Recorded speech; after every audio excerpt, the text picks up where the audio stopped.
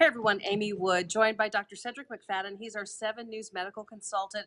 We're talking a little bit about the COVID vaccine, which is more and more every day. The news is very encouraging about how well these vaccines, the potential vaccines that are out there, are going to apparently work, Dr. C. But there's also been conversation about the side effects that come with the various vaccines. What do we know about that? The CDC, how they anticipate giving out this vaccine and how to prepare us for what may be some side effects.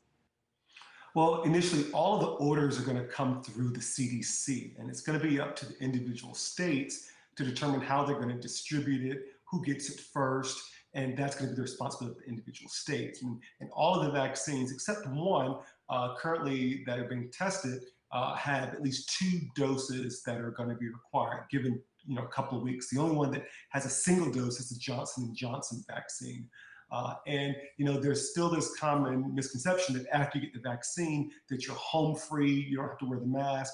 Well, it takes about a month, about 4 weeks for that full effectiveness to kick in. So it's still important, even after getting that vaccine, that you're doing all the protective things that you should otherwise do. And some people, of course, hear vaccine and they say, oh my gosh, can I get COVID from the vaccine? What's the answer? Well, similar to the flu vaccine, no, you cannot.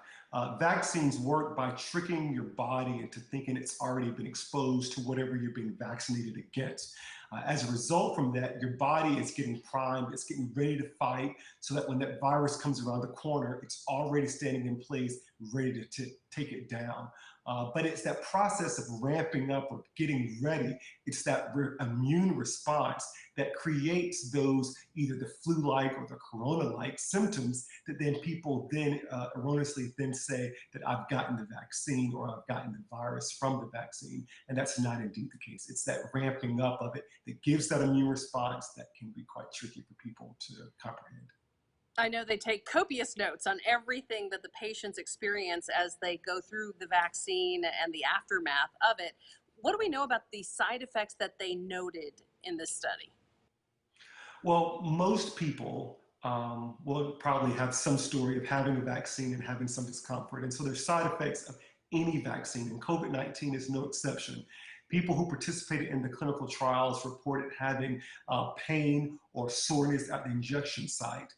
Some of these participants also reported an intense but brief period of headaches, fever, fatigue, muscle or joint pain, and some of them even required to be off from work after getting the vaccination.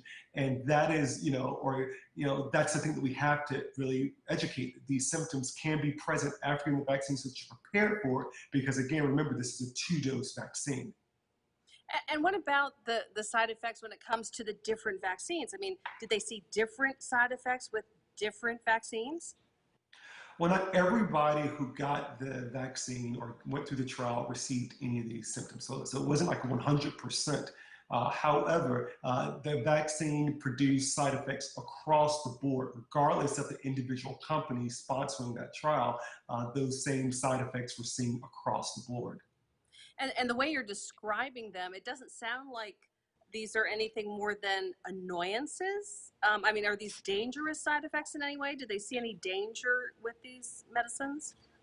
So, these have been mild to moderate symptoms. I mean, even if you're, knowing that you've just gotten a vaccination, having fevers or having headaches, it's still not an enjoyable experience. And so, I think the real danger is that, if you're expecting to just get a shot without any symptoms, it's going to be hard to persuade you to come back in a few weeks to get another one of these experiences. And so part of our challenge and where the danger is if people get one of these injections and do not return for the second one. So that's part of the CDC's warning to everybody. It's part of the education for all of us, is to know what to expect if you get the vaccine, or when you get the vaccine, I should say, and that you're prepared. Maybe you have to plan to have some free time the next day if you have to miss work.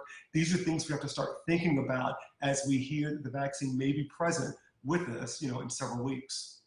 Dr. Cedrek McFadden, thank you for keeping us up to date. Thank you.